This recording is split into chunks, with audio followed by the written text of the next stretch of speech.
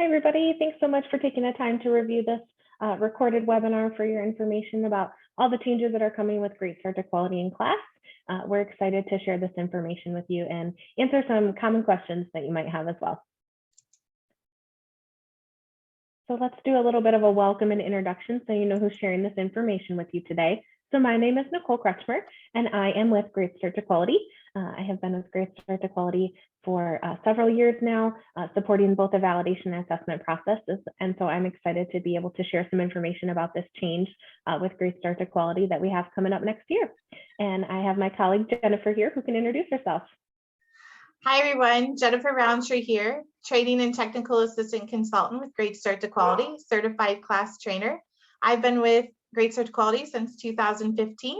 Happy to play the role as class trainer and share this information and join you all today for this webinar recording. So let's talk about our agenda for the day. Nicole and I did some welcome and introductions, and so that way you know who we are. And then we're going to move into the learning objectives of our time today. These were webinars that we provided in the past, so we're doing a recorded version for those of you that weren't able to make it or just want to watch again and learn some more about class and Great Start to Quality coming together. So on that note, we'll provide a brief class overview, just a little bit to provide some foundation about the class assessment tool. We will then talk about how class and Great Start to Quality are going to merge together. We will provide some Q&A with some frequently asked questions that we received in the webinars that we offered earlier, and some next steps for everyone. So let's dive into our learning objectives for today. I mentioned a brief overview of the class tool, just a little foundation. We will share with you why class is replacing PQA within Great Start to Quality, and talk a little bit about class and equity for all early childhood providers and programs. And then instead of asking questions, we're going to take the questions that you asked and provide an FAQ during this recorded version today. And finally, we want to leave you with some things, some resources and some next steps. And so we will share those with you and how you can talk to families in your care about the class tool as well. And of course, you're probably wondering when more training and more information about class is coming. So we will share our timeline, and we will share an updated timeline about Great Start to Quality 3.0. All right, so let's dive right into the timeline so that everybody knows what to expect with this change. So what's first important to note is that this change is not happening until next year. The fall of 2022 is when we anticipate that for Great Start to Quality, we will be switching to the class tool, along with other changes that we're making for Great Start to Quality. And so where we kind of fall in the timeline, this work started actually back in November of 2019. When a group of stakeholders was gathered. So that group is called the advisory committee, and they have been meeting to make recommendations, and that work is continuing to be ongoing. And so where we kind of fall in the timeline now, being in the middle of 2021, is that we're working on communication, such as trainings and webinars like this. We've done some piloting that you may have heard about, and that will be ongoing. And then also continuing to have training so that folks are prepared for this transition when we hit the fall of 2022. Awesome, thanks, Nicole. So let's talk about the class. Here we go. The class tool stands for Classroom Assessment Scoring Tool. And this system, and this was out of the University of Virginia. And so what the class really focuses on some main areas of focus, measure, and improve.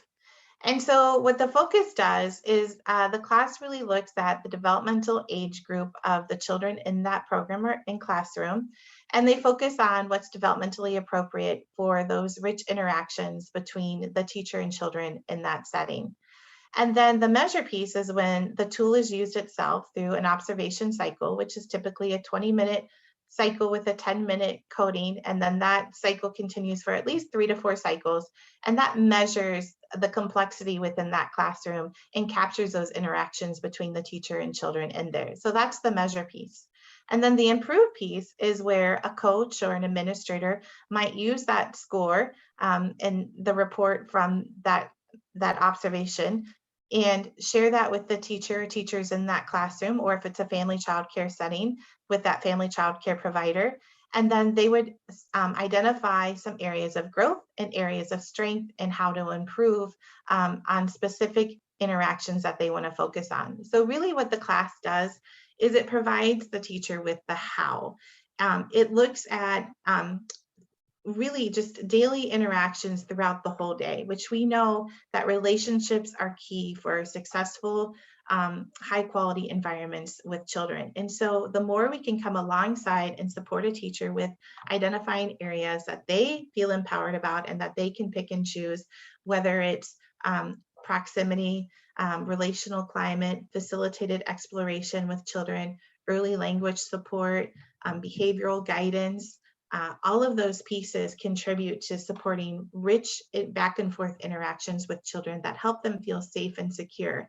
And so we talk often about attachment with infants, but what we know with the class tool and the research shows is attachment needs to happen even beyond the infancy years. Children need to feel that they have a relationship with the caregivers in the classroom.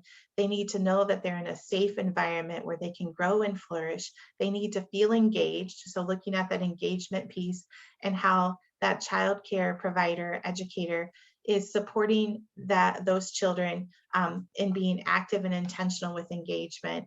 And then just all of those pieces come together. And so when the class tool was developed, the researchers at the University of Virginia, they didn't just create something that they wanted to market and sell. What they did is they asked a question. They said, what is happening in high quality classrooms? What is going on to make these so successful where children are flourishing and we see staff retention and teachers, that like warm, loving environment atmosphere that's so important for early childhood. And so what they did is they went out and studied high quality classrooms, and they came back and they put all of their data together, they themed it out, and that's how they developed these interactions that are important and meaningful to support that teacher-child interaction, that relationship building, that safety and security and attachment. All of those pieces come together. So the class tool is really a CQI process. It's continuous. There's always opportunity for growth. And what's beautiful about it is growth can be start with SMART goals, small, intentional, meaningful goals that a teacher can choose that they can change and work on and feel empowered and supported through their coach to improve on. And what the research shows is that even small changes net big impact. And so the class tool supports and honors that within that classroom setting. So enough with me kind of sharing. Let's take a look at a video from Teachstone that just kind of shows at a high level, and you hear voices from real classroom teachers. So this is from Teachstone website, and so we're going to go ahead and pull up this video. So let's take a look. Teachstone's website, just so you know, and I'll show this again later in this recording, is teachstone.com. This video is on the forward focus page. This is kind of just a little brief overview. And so let's take a look at this quick video here.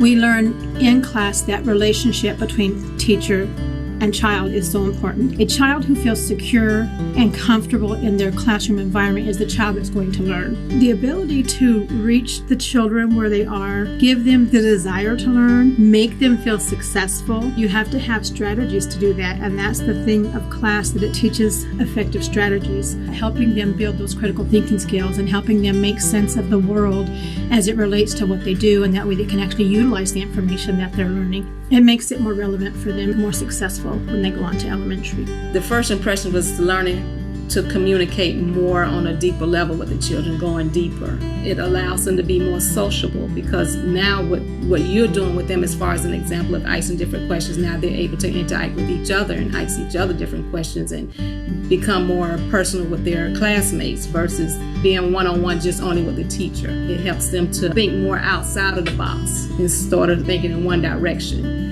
It allows the child to actually be who they're supposed to be, in which a child who's learning, who's trying to figure out this world that they're in, and class helps them to do that.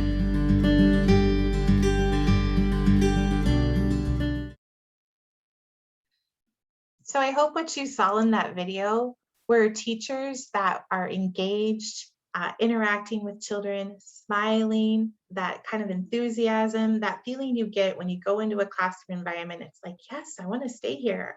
I want to be a part of this. I want my children here. And so those teachers, they talked about digging deeper, those rich interactions. And so class really provides them with the how to do that. And so I know that was just a little bit of some foundation on class, and we'll show you some more researches, and we'll continue to share more training in regard to the class tool soon with all of you. But let's talk about these specific lens for class. We talk about when you use the class tool, just like any observation tool, you put a class lens on. And really what that does is you focus in on the tool itself. But it depends on who you are as you're using that class lens. So as a teacher, I shared earlier, when you have the class lens on, it's really thinking about digging deeper, being active and intentional, those rich interactions, building that relationship, letting children know, I see you, I care about you, I'm here for you. Facilitating exploration, allowing children to take the lead, giving them things to manipulate, expanding on their language, all of those rich, wonderful things. And the class tool really provides that guidance for teachers. Then if you are a coach and you have that class lens on, it really supports you in having that data to share and move forward with that coaching conversation where the teacher can then identify areas of that they want to work on and really create like a training plan. It helps identify professional development opportunities as a coach that would really come alongside and support that teacher and really help them feel like I am doing some really solid things. And also here are some areas that I can continue to grow on, and here are some resources to support. So that's how it looks as a coach. And then finally, as an observer, you come in and you are just focusing on the tool itself and capturing the complexity of that classroom environment. You are following it to fidelity. You are observing all of the dimensions, and that's a class term that we'll talk about, but really dimensions are looking at those behaviors and those interactions that are happening. And you keep that class lens on as an observer. And so those are sort of the three buckets when we talk about the class lens of the people that use it. And really all of this, again, as I said earlier, is part of a CQI process. So it starts with the observer coming in with that class lens, providing that data to the coach and to the teacher, and then the teacher and the coach coming together for that reflective conversation to identify areas of growth and opportunity in areas of strength, and just kind of go on this journey together and work on just really creating those rich, meaningful interactions with the children in their care. So a couple of resources to support you as we continue to talk about class. The first one I want to talk about is our Great Start to Quality website. We have a Class Will Replace PQA page, and I will show that to you in just 1 second. We encourage you to check this page at least weekly. This is where we will post any upcoming trainings, any current resources that we would like to share with you, so you don't have to go digging and finding things. These are things that our team really would love for you to dive in deeper and have in your toolbox as you learn and understand class. And remember, class is not going to be implemented for about a year yet. So you have plenty of time to learn it, and we are going to provide lots of support and opportunities for training and for you to ask questions. In fact, Nicole and I are going to spend time answering some of those questions you asked today, because we want you to feel empowered. We want you to feel like you have time to really understand and think about this. So it's kind of a gradual implementation. And so we're really being mindful with that piece. And then, of course, as I showed earlier, the Teachstone website, teachstone.com. It is full of, there's free webinars, free resources, ways to sign up for lots of things, that class toolkits, anything that you want. And one thing I want to say, I haven't talked a little bit because this is just a basic training, but the ages of class are important to think. So there's an infant class tool, there's a toddler, and there's a pre-K.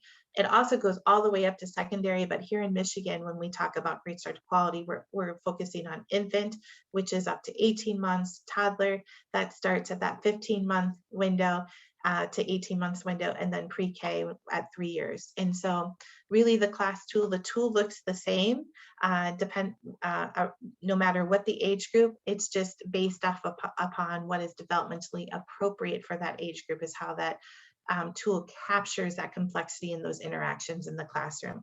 And there will be more training on those pieces for you.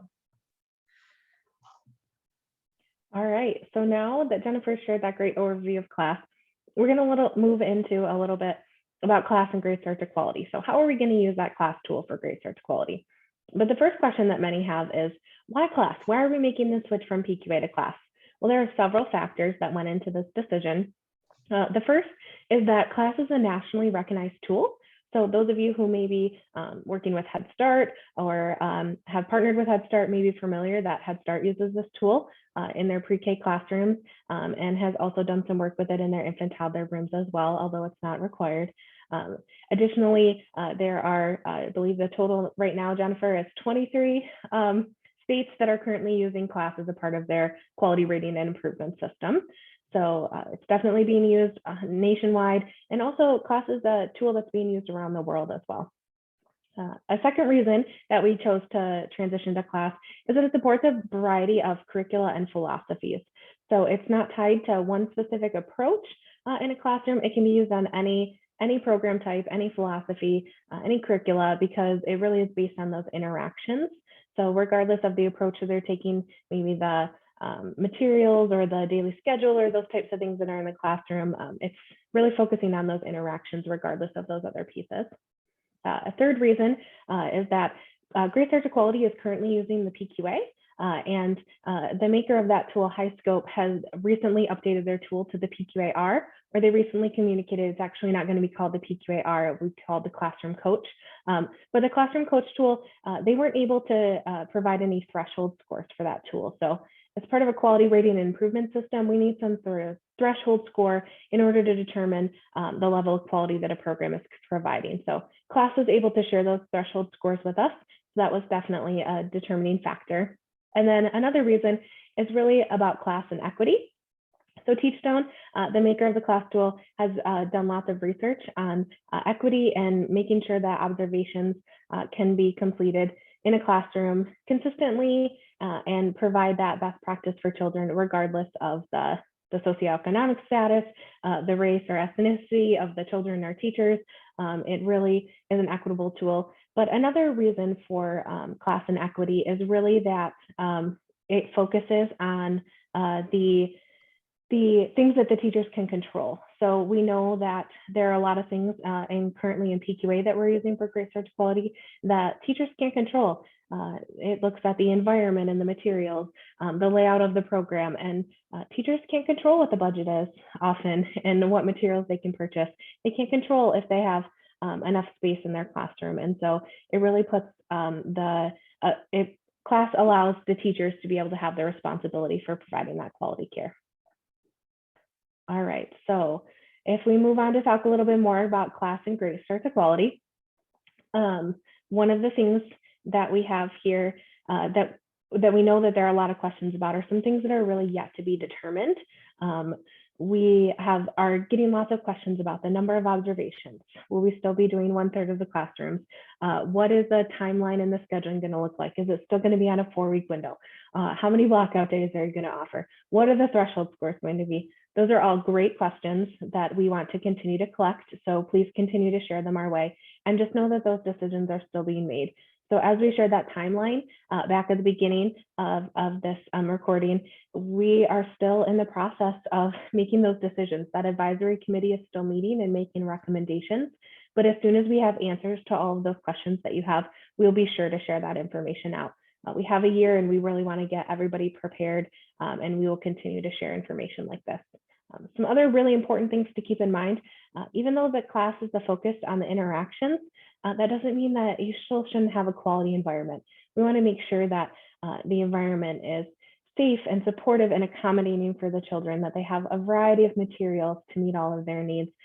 So it's really important to maintain that quality environment as well as a quality routine. So it's important for classrooms to continue to have all those important parts of the day. We want to see children going outside. We want to see children having time for rest and for meals and for large and small group times. All of those things are very important. And those pieces, while they won't be measured by class and these changes for Great Start to Quality, they certainly will still be measured through our indicators and through the process because we know it's an important measure. So something else we wanted to share was related to the pilot that we did with class and Great Start to Quality back in April. And we did a pilot on 13 programs. So we had a very limited time to do some initial piloting. It was just the month of April. So we were able to visit 13 different programs. We chose a variety of programs across the state. I think we had one from every resource center across the state, so one from all of our 10 regions. And then we also had some family child care providers, some centers, which included Montessori, cooperatives, faith-based programs. We had a big variety so that we could get some initial data in how we're using class for Great Start to Quality. And that data helped inform how we anticipate we'll be moving forward. So one of the things that we did in that pilot was 4 to 6 class cycles for each program or classroom that was selected. And we anticipate that that will be how we will be moving forward with Great Start to Quality. So what's important to note is that a cycle for class, it actually consists of a couple of different pieces.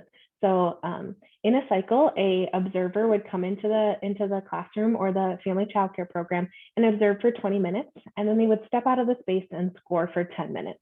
And that observation and scoring piece completes the cycle. So a classroom would have 4 to 6 cycles, or a family child care would have 4 to 6 cycles.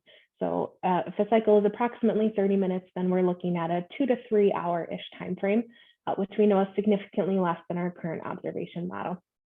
And the final piece, while we're focusing on class today for this conversation, if you have school-age children in your program, if you have those out-of-school time classrooms, or if you're out-of-school time only program, you might be thinking, well, what about those school-agers? Jennifer mentioned infant, toddler, and pre-K, but what about those school-agers?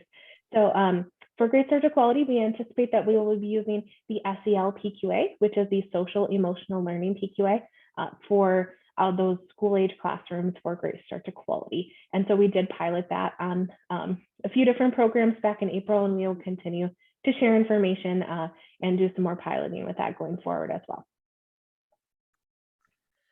Thanks, Nicole, for that really in-depth overview and sharing all the updates of what we know at this point, recognizing that there's still a lot that we're figuring out, and we'll continue to share the information as we get it. So hopefully everyone finds that helpful, and just know that please continue to share your questions or your thoughts forward to us, and we will show you at the end of this recorded webinar on how to connect with us. So now is the time for some questions, and Nicole and I decided that we would take some of the frequently asked questions in the 3 webinars that we provided earlier and surface those here and respond. So I am going to start asking Nicole the questions that came in more. Nicole will be answering more about Great Start to Quality in class, merging together, and then I will answer some questions about the class tool itself. So Nicole, the first question that we have is, how long will the class observation be good for?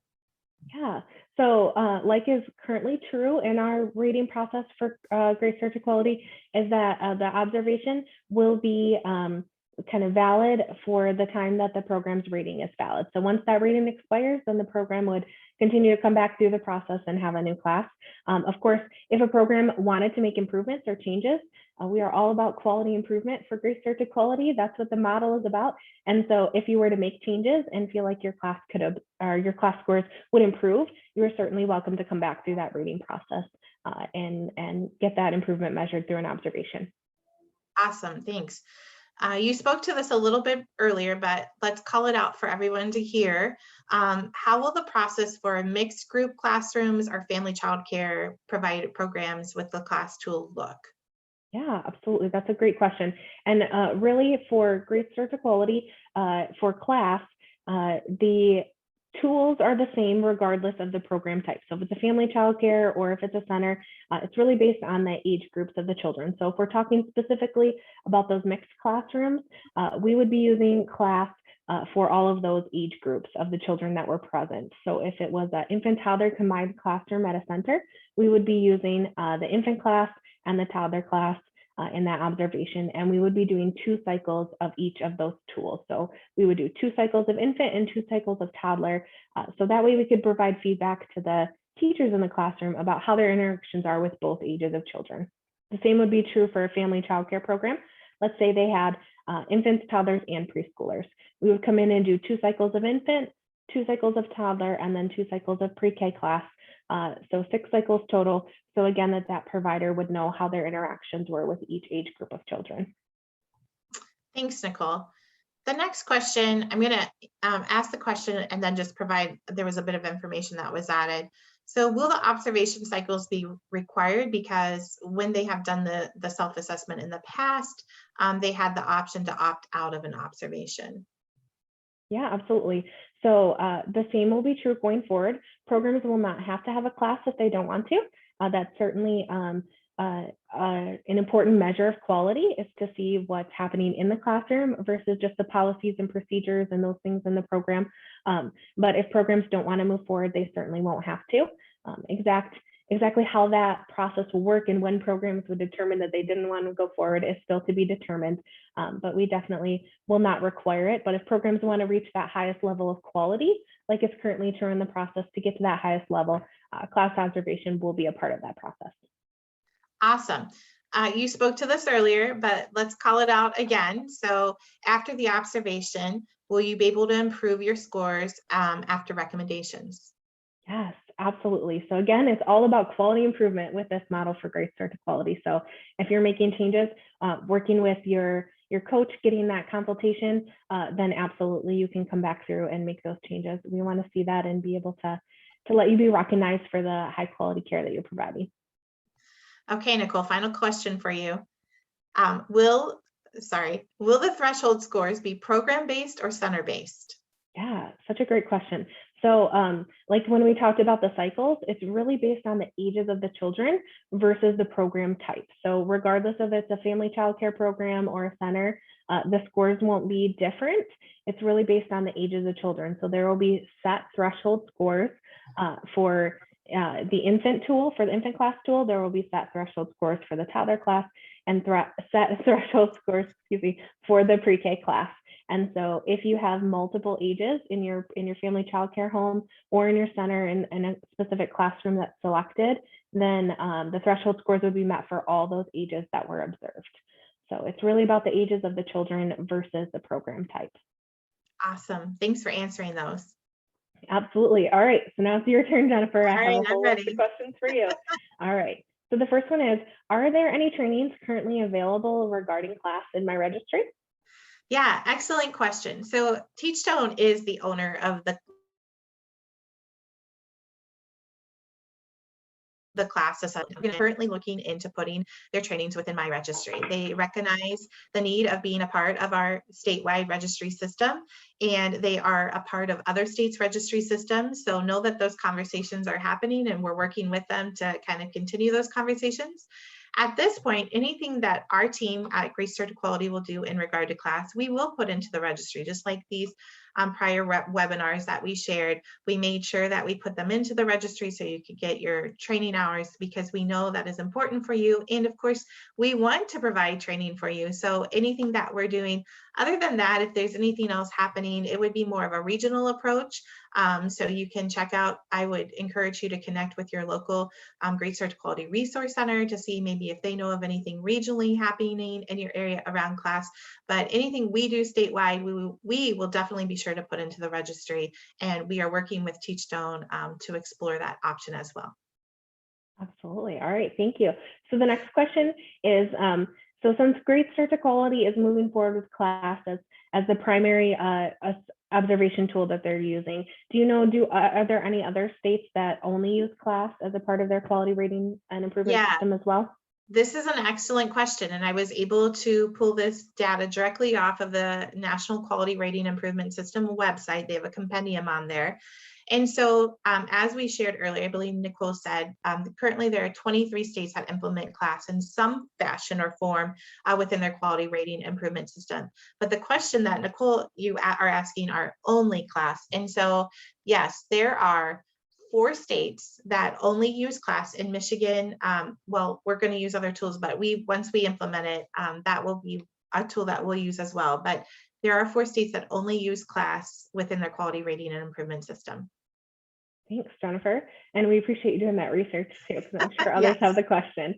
So then the next question that was frequently asked was, will the same tool be used for a preschool program as an infant toddler program, or is there a different tool like we have in the PQA? Yeah, so the class tool is the same tool around. The cycle process that you provided a great overview on, the 20-minute observation with a 10-minute out, and then doing that a 4 to 6 rounds window of cycles as part of that observation, that always stays the same. The tool changes based on the age group, and I shared the different age group breakdowns for infant, toddler, and pre-K earlier. And so dependent upon the age group that the observer is observing, they will use that class tool. It is the same tool. It is the same scoring system.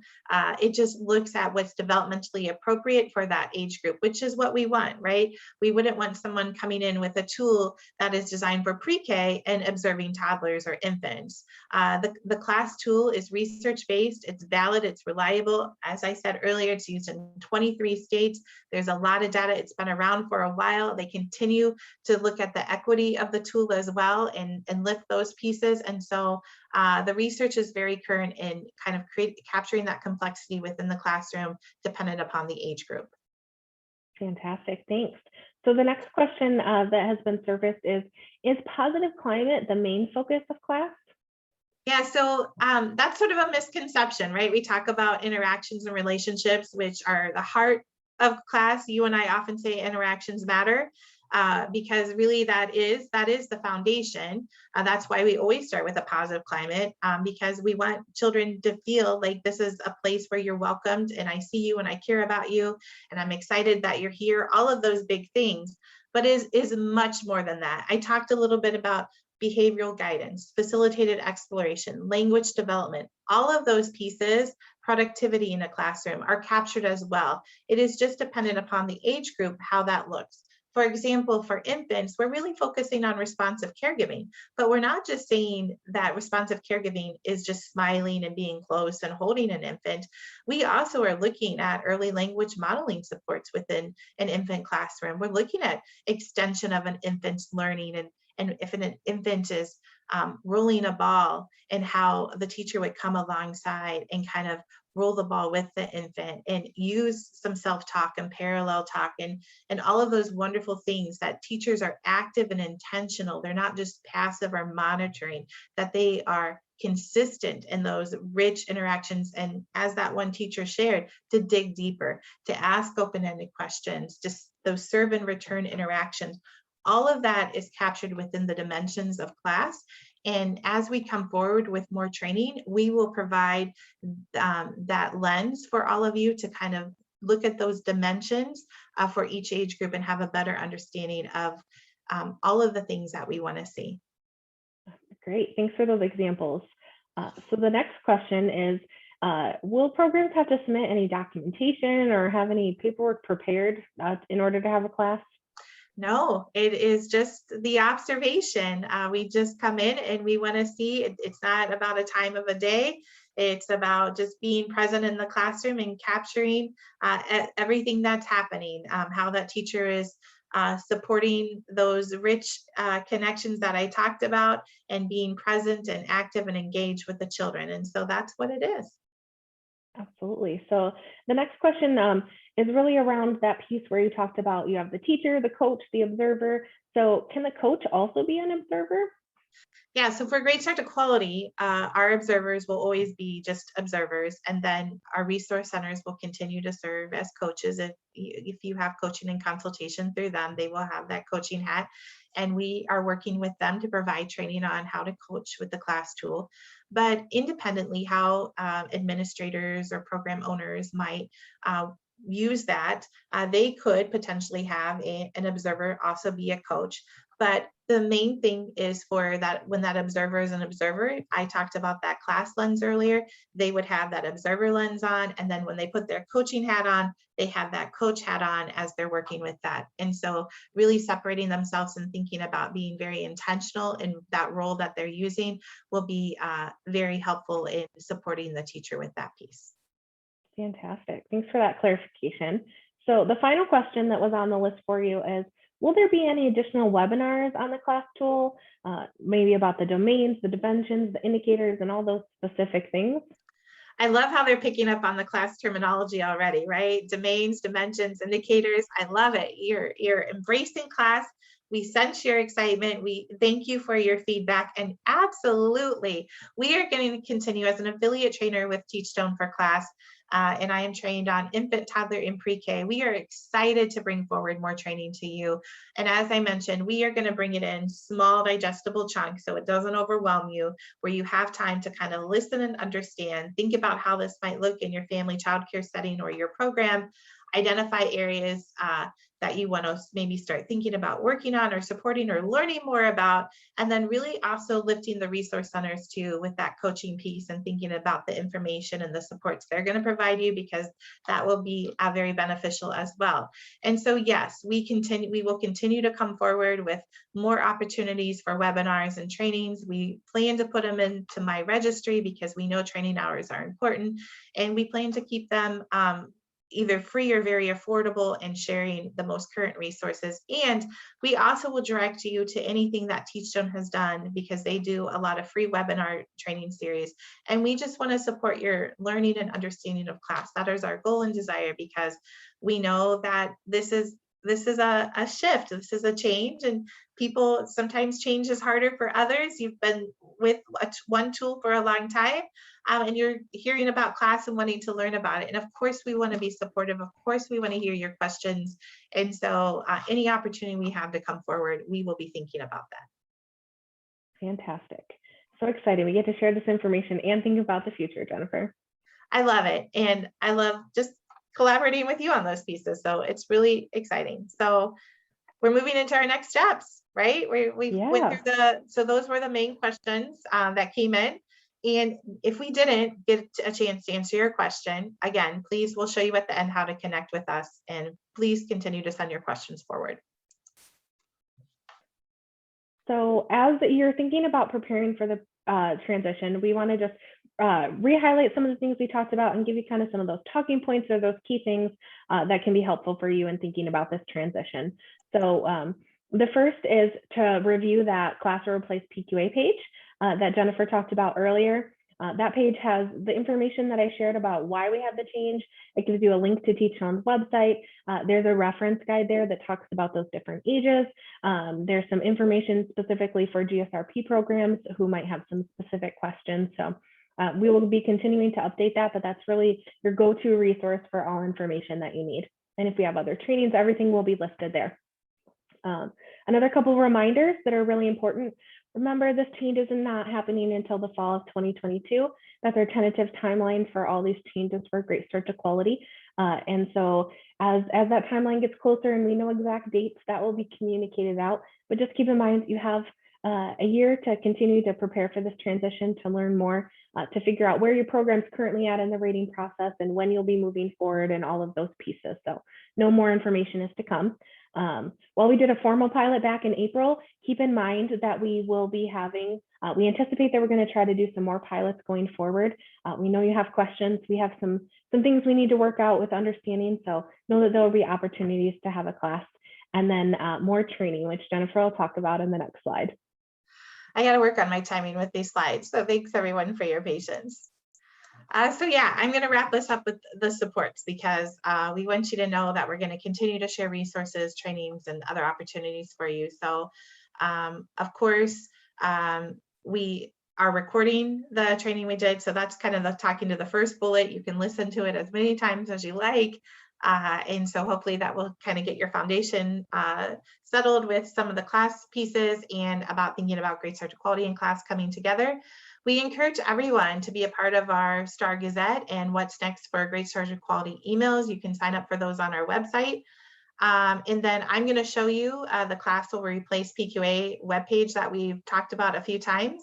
And then again, with your questions, wonderings, thoughts, continue to send them forward to this email that is on your screen. If you look at the fourth bullet, assessment@ECIC4kids.org. We welcome those. We will respond to them within a 24-hour business cycle during the weekday. If you send them over the weekend, we know that we look at those and we'll get those responded at the beginning of the week. But please send forward anything that you're wondering or thinking about. We're happy to help direct you or answer the best we can. And just know there's a lot of things, as we shared, that are just unknown yet, that their conversations are happening about that as well. So let's take a look. I'm just gonna share the websites here that I was talking about for you. So this is our Great Start to Quality, greatstarttoquality.org website. It looks a little new. We've had an update Jennifer, on it. we can't see that website for Oh you. man, well, yes, thank you, Nicole. You definitely want to see this. Here's the greatstarttoquality.org website. It had a little facelift, so it looks a little different. But when you come to our landing page for that, you go to the what's next, and then you will come directly here. If you hover down to class will replace PQA, this is a direct link that you can click on. This is the page Nicole and I have been talking about, where we share any updates that we currently have. And there's that assessment at ECIC4kids.org email that you can just email us to. Also, you follow us on our Facebook page for updates, or sign up for the listserv that I talked about. And then it will also take you directly to Teachstone's website. If you just click here, this is a free ebook about Y class. We encourage you to take a look at this. You can sign up and search Teachstone's website for any other free resources. I also want to show here, Teachstone just did a class for beginners, understanding the class journey and how to get started webinar. This is the recording. It's about an hour or so. Feel free to listen to that. There's other opportunities for trainings or other resources. If you click right here, you can go right to that ebook, but it also kind of highlights focus measure and sources are available right on the Teachstone site. But we just wanted to share those. So I'm gonna get us back into our PowerPoint here and wrap us up for the day. So I think I captured everything, right, Nicole? Indeed you did, thanks. All right. So here is our contact information directly for Nicole and I. You can email us your questions as well. Our phone numbers are listed if you would rather call and send us a voicemail, and we'll respond to you, or email us. So we'll give you a second to write this down. And if you forget our emails or our numbers, remember that assessment at ECIC for Kids email too. Sometimes that's a little easier to remember and keep track of. Absolutely. And so, Nicole, I think we're to the end, right? We are. I think we shared a lot of information. I'm sure folks that are watching this are digesting and processing. So we're just grateful that you wanted to either hear this information again, or if you missed the trainings that you wanted to check it out. We really want you to feel prepared for this transition. And so we appreciate you taking the time out of your busy schedule, because we know you have a lot on your plates, and processing change can be hard. And so we appreciate you taking the time to do that. Yes, so thank you very much for joining us. We look forward to coming with more trainings soon. So be on the lookout for those, and sign up for our listserv. Email us at assessment@ecic4kids.org, or our personal emails, and we'll follow up with you. So have a great day, choose kindness, and continue being awesome, because we see all of you out there doing the best, and we sense your energy and your positivity, and we're really grateful for that. So thank you for loving on the kiddos here in Michigan. We appreciate the work you're doing, and we're excited to partner with all of you. So thanks so much. Thank you.